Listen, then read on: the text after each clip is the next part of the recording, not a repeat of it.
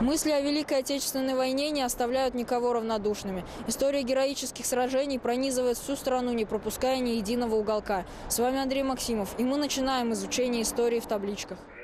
Несмотря на то, что Уфа в годы Великой Отечественной войны находилась в глубоком тылу, здесь жили и работали, воевали и погибали настоящие герои. Об этом нам напоминают мемориальные доски, которые и расскажут нам свои истории.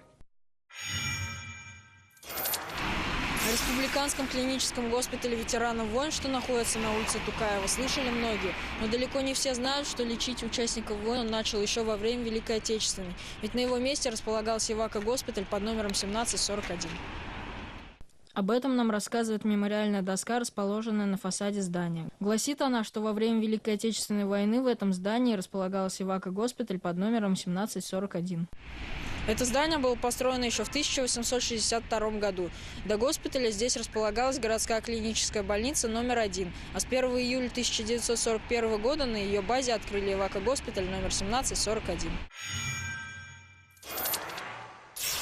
За годы Великой Отечественной войны на территории Башкортостана было сформировано 63 Ивако-госпиталя, несколько лазаретов и батальонов выздоравливающих.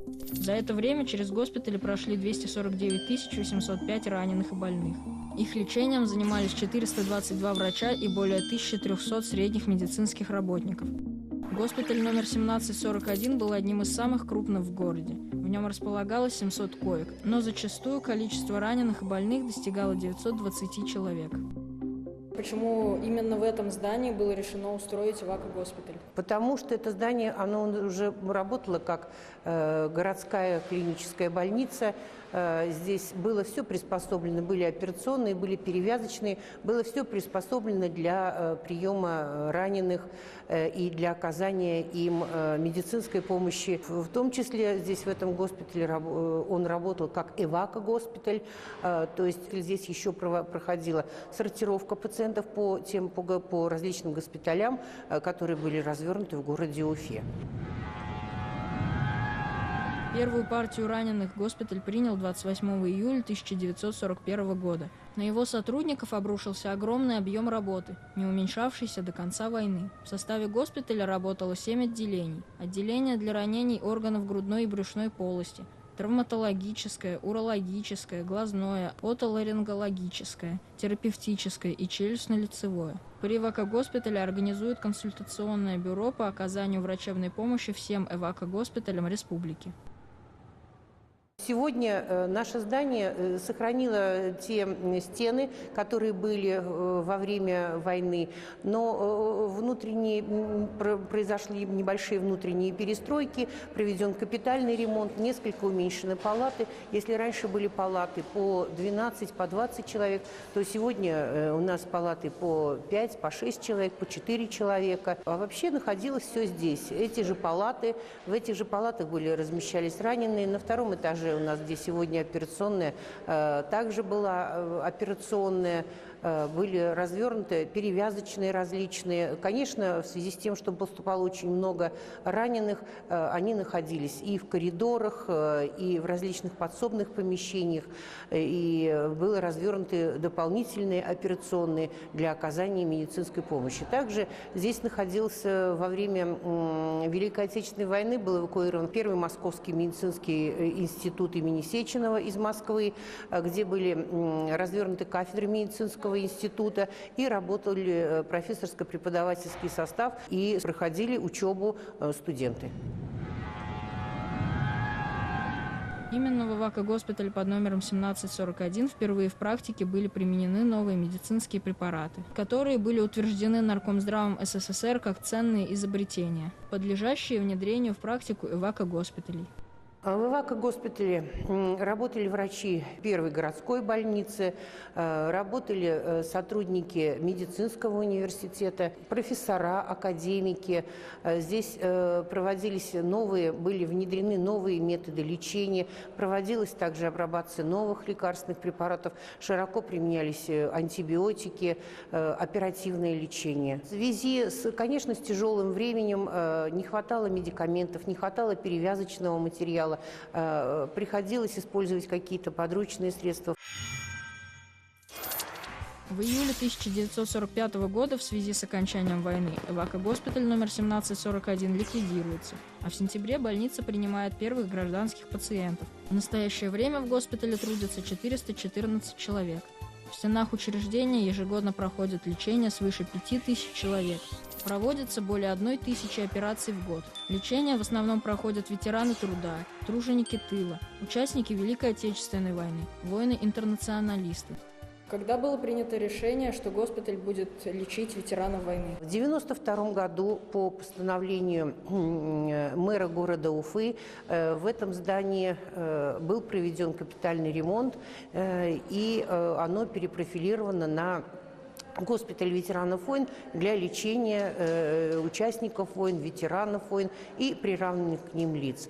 Это было связано с тем, что, безусловно, здание с большой очень историей, то, что здесь приспособлено все было для лечения этих пациентов. И сегодня коллектив работает с ветеранами войн, с участниками войн, с приравненными лицами, с тружениками тыла, с воинами-интернационалистами. Находим также свои подходы к этим пациентам. Пациенты очень сложные, с израненной душой. Но мы находим свои подходы, разрабатываем новые методики по лечению данной категории пациентов.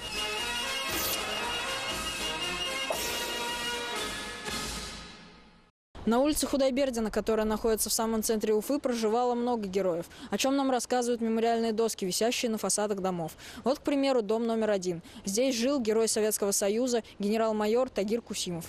Исследуя памятные доски нашего города, мы не можем пропустить столь значимую для истории личность, как Тагир Кусимов, который послевоенное время с 1966 по 1986 года жил в этом доме. Воевать – это однозначно подвиг, но есть определенные бои, которые во многом могут решить исход всего сражения. В одном из таких – форсировании Днепра – и отличился Тагир Кусимов. Тагир Кусимов добровольно вступил в армию в 1928 году, где прослужил 46 лет, пройдя путь от курсанта до генерала-майора.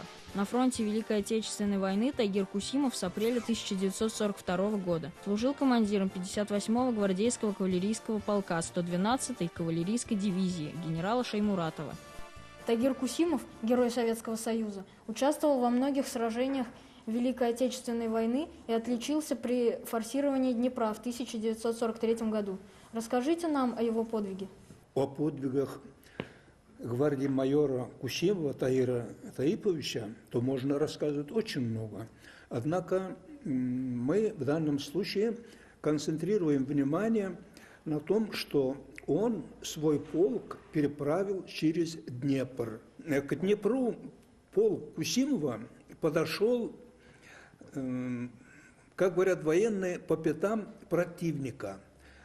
Противнику наступали на пятки, он убегал так шибко, что перешел, форсировал Днепр сходу. А для полка Кусимова надо было подготовиться для того, чтобы обеспечить себя переправочными средствами. На это ушло 2 дня с лишним. Готовили что? На подручных средствах понтонного моста не было, переправочных плавучих средств тоже не было. Здесь бойцы собирали в окрестных деревнях все, что не попадало под руки.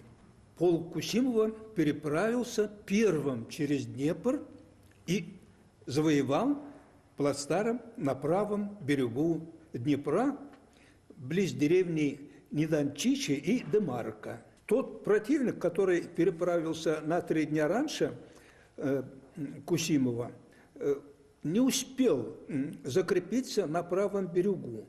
И полк Кусимова повел решительную атаку на противника.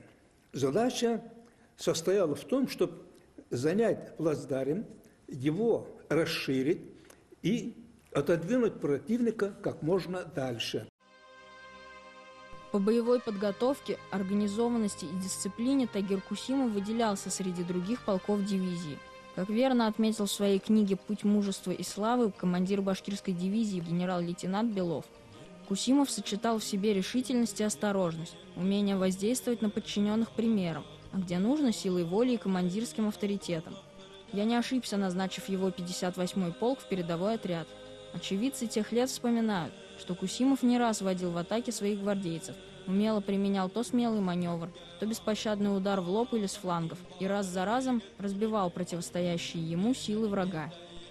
Наш киевский народ во все годы войны о нас не забывали. Неоднократно к нам приезжали делегации, присылали большое коллективное письмо, которое одобряло наш солдат подвигом. То есть связь воинов с тылом были постоянные. Стремление было у всех едино. Как можно побыстрее победить врага и установить мир. За период боев Тагир Кусимов занял 19 населенных пунктов, успешно форсировал реки Десна, Снов, Сосница и особенно реку Днепр, которую форсировал первым, за что ему и было присвоено звание Героя Советского Союза. А вы лично знали Тагира Таиповича? Ну а как же, конечно. Тагир Таипович для журналиста был труднодоступный. Он неохотно соглашался. А так вот брать интервью у него мне не приходилось. А слушать, видеть, встречаться с ним приходилось довольно часто. В послевоенные годы Тагир Таипович Кусимов, находясь в рядах советской армии, продолжал тянуть армейскую лямку, последовательно занимая должности начальника штаба, командира дивизии, заместителя командира армейского корпуса. С 1963 по 1969 годы был военным комиссаром Республики Башкортостан. Вышел в отставку летом 1969 года, когда ему исполнилось 60 лет. Но он не прекращал своей активной общественной деятельности. Часто выезжал в города и районы, выступал перед людьми. Особенно любил встречи с людьми разных профессий и национальностей.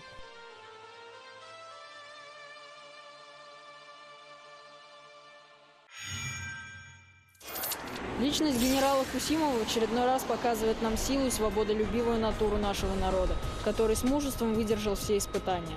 Об этом нам рассказали мемориальные доски, и мы этого не забудем.